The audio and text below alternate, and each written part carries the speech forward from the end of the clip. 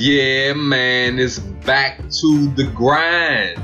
Look here, we're talking about, does the sun set due to perspective? I'm telling you right now, the idea of perspective on the flat earth for sunsets, buildings, boats, people being below the horizon, perspective is dead. It's over. It's done with. It's through. It's finished. Look here. I took a video somebody made and they were trying to prove perspective. I took a size of virtually a size of the light, drew a red circle and a straight line from the center of the light. I took a photo or a screenshot every second. So we're starting off at 31 seconds. At 32 seconds, the object has dropped considerably from there to there. Okay, so I want you to pay attention to how fast the sun or the light flashlight descends. Okay, see how much further it has dropped at 33 seconds. Okay, just pay attention to it because it's coming to a point. Okay, at 34 seconds it didn't drop as much as it did from 31 to 32. All right, so what we want to notice is three things as this light goes further and further down the hallway. We want to notice the angular size of the light. We want to know and pay attention to the rate of descent, how it slows to a halt, and why it slows to a halt the further it gets away. And it never, this light, I'm saying, never goes below our line of sight. Okay, so it never goes below the center of eye level. I want you to understand that. So here he's trying to show why the sun appears to descend towards the horizon. But the part that is not explaining is how once it reaches your eye level, the sun should never cross your eye level. If you take train tracks and you look at them in the distance, even if they appear to converge, they never appear to cross each other.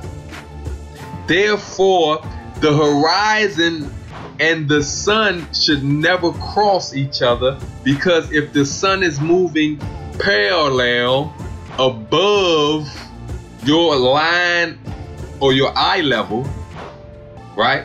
The sun is above your eye level. So therefore, if the sun is above your eye level, it should never go below your eye level. Now look here, we see the line from the light going across the lower part of Africa. And what I want you to notice is this line will never go below the bottom of Africa on the globe that we're showing it lined up with. So I want you to notice how now the light will start bobbing up and down. And that is only due to the person's stride and them moving up and down in their stride. So if you notice to the left bottom of the screen, we are still taking a screenshot once every second. Yet it never goes below this point. Why? Because it never goes below eye level. And I took the blue line far enough out from the light so that we can see it lining up with the words over there, so that you can notice that it is in fact a line level to the light. It may not be from the very center of the light every time, but it is a level line. Why is it not going any lower? And it's because the eye level of the camera is below that light, and that light is above the eye level or the camera level. Therefore, it will never go below it, no matter how far that light gets away.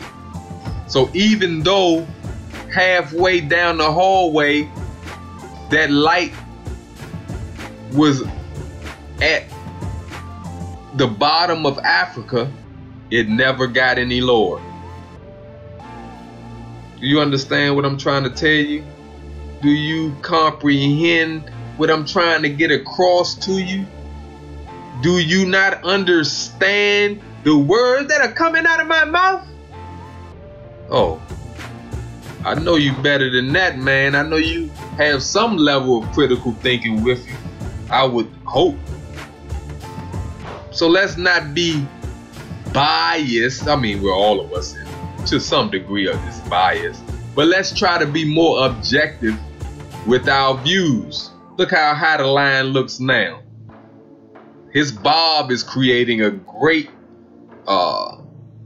difference in the line level of the light, because it's no longer sinking. It's no longer descending towards the surface, because the eye level is above it. And that's why when we see someone in the airplane, well, let me stop there and point to this. That red circle is the same size it was when I first put the red circle there at the first frame at 31 seconds. Look how much smaller the light appears.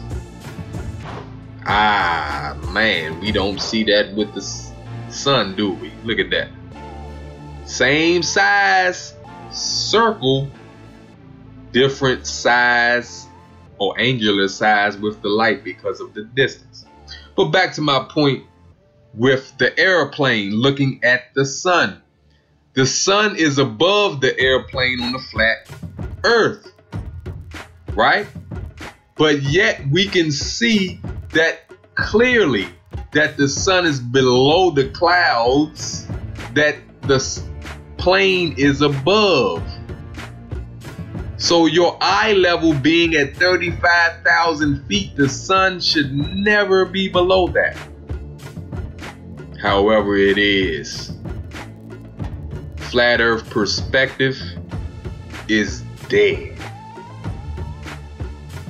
So let's get some sense in our heads. Let's move on to the next argument, and let's close this on out. Later.